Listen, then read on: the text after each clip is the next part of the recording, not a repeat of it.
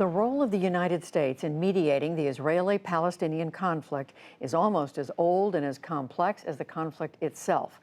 American presidents have tried, failed, and tried again to bring an end to the standoff. Last month, President Trump's team began rolling out the first part of its two-stage peace plan, the economic component, unveiled at a conference in Bahrain. The all-important political plan is yet to come. Jason Greenblatt is one of the men leading the U.S. effort, along with presidential son-in-law Jared Kushner. He is a former real estate lawyer for Mr. Trump turned negotiator, focused on some of the most prized and fraught land in the world. I spoke with him this morning. Jason Greenblatt, thank you very much for talking with us. Thank you for having me. So despite multiple efforts over the decades, there has not been a mutually agreed on peace plan in the Middle East since Jimmy Carter, the Camp David Peace Accords, Menachem Begum, Anwar Sadat. That was 40 years ago. What makes you believe that now is the time and the right moment for a peace plan that works? I think we're at a unique time in history. We have a unique president who's not afraid to speak his mind. We have a region that actually wants to incorporate Israel into the neighborhood. I think people are tired of the conflict. I think everyone wants better lives for the Palestinians, but everyone is also willing to acknowledge the many, many challenges that exist to give them better lives, to improve everything. You've divided this into an economic plan and a political plan. And as you know, some of the critics are already saying what you've simply done is swap the idea of land for peace with money for peace. How do you respond to that? So we fully understand the Palestinians do not want an economic peace. They deserve much more than an economic peace. It's unrealistic to expect that an economic peace could have ever worked. But no matter how many times we say that, the manipulators, the people who want to undermine our efforts will just keep using that talking point. So I'll say very clearly, there is no economic peace without an acceptable political solution to both sides. So at this point, Palestinian leaders have not only not expressed interest, they say they are actively against this. You've talked about it needing grassroots support. Who's going to lead that grassroots support? Can you name anyone in the Palestinian community who has come forward and said, I want to talk to you about this? Unfortunately not. I meet countless Palestinians here in the region.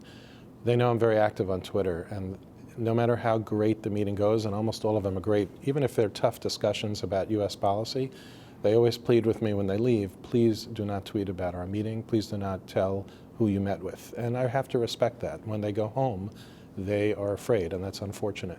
What the critics say is that when you look at what this administration has done with regard to Israel, and I'm just going to tick off a few things, they say all the core demands of Israel's right wing have been implemented. U.S. aid to Palestine has been slashed, including U.S. support for the UN Agency for Palestinian Refugees. Jerusalem declared as Israel's capital. Palestinian diplomatic missions closed in Washington, and U.S. missions closed in the West Bank and Gaza. So how do Palestinians see this as a time when the Trump administration is even willing to give them any benefit of the doubt? When I speak to these ordinary Palestinians, I explain to them that they have to view these decisions through a United States lens, not through a peace process lens. Jerusalem, for example, was a law since 1995 that every presidential candidate promised to do, both recognize Jerusalem as the capital and move the embassy. Nobody actually followed through on that promise until President Trump. United Nations Relief, UNRWA, it's a broken system. It keeps Palestinians living in these refugee camps in a suffering condition with no possible future. So it's a bit unfair for the critics to say that because of those decisions we don't care about Palestinians. What rights do you believe the Palestinians deserve to have?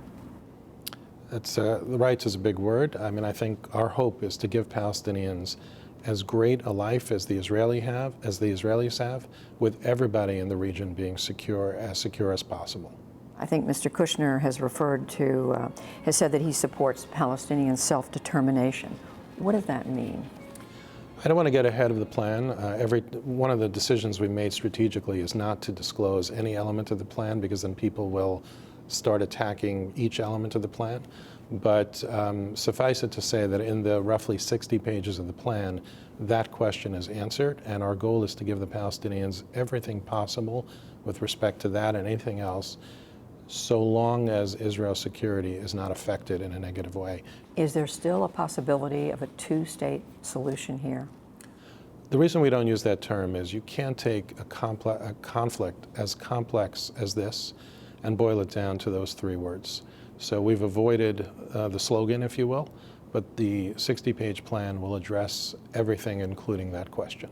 And we've very carefully designed this plan to give everybody as much freedom as possible, but without compromising on security for anybody. Let me come back to the Israelis. What responsibility do the Israelis bear for the current state of affairs in the Middle East? I think that Israel is actually more the victim than the party that's responsible. From the moment of its formation, they were attacked multiple times. They continue to be attacked with terrorism. So I'm not sure I understand the premise of the question. I think that they're trying their best to succeed. They've actually succeeded in many ways, especially economically, under very, very trying circumstances. So you don't see mistakes they've made, places where they've overstepped their authority, and so Nobody's on? perfect, right? I can't think of single instances, but I think even our great country has made mistakes over the years. And over time, you try to correct those mistakes. But I think Israel is doing the best that it possibly can under very challenging circumstances. As you know, Prime Minister Netanyahu has floated the idea of annexing the West Bank settlements. Is this something the United States could support? I don't even like the word settlements. I think it's a pejorative term. I use the term neighborhoods and cities. But I'm not going to get into a political discussion. I don't do it with President Abbas when he talks about his talking points, 67 borders and all that. Let's wait till we show the political plan. Some people do believe Israel is headed toward a one-state, a one-state. I'm not sure that there are many people that think that a one state is good for either side. Our plan does not contemplate one state. I think if it did, we would have released it over 2 years ago. But I think that one of the challenges of this file is people speak about the West Bank, Judea, and Samaria as being occupied. I would argue that the land is disputed. It needs to be resolved in the context of direct negotiations between the parties. Calling it occupied territory does not help resolve the conflict. President Trump, how does he look on this peace process, how it's going so far? I think he understands the reality and the complexity of the situation. He has great credibility among the Israeli public. He had, throughout 2017, strong credibility among Palestinians. Obviously, that's been eroded because of U.S. policy. But he has great credibility among all the leaders in the region other than the Palestinian leadership. And when do you think we'll see the political proposal? The president will make his decision soon. It's no secret that when the Israelis had to go to a second election, that sort of threw us off a little bit. We haven't yet decided whether we release the plan before or after the Israeli elections. If it's after the Israeli elections, before or after the government is formed, we're still evaluating that, and the president has not yet made his decision. What is at stake here, ultimately? I mean, what does it mean if you're not able to get this done and it continues as it is now in the region? To me, the two most important things, one Israel, one Palestinian. On the Israeli side, they will continue to be in a risky security situation, and the United States, certainly under President Trump, will always support them and watch their back. For the Palestinians, it would be tragic, both, not just the Palestinians in the West Bank, Judea, Samaria, but also in Gaza. I mean, the Palestinians in Gaza are suffering terribly. So what's at stake is the next generation of kids are going to continue to suffer, and that would be terrible. Jason Greenblatt, thank you very much. Thank you. Thank you so much.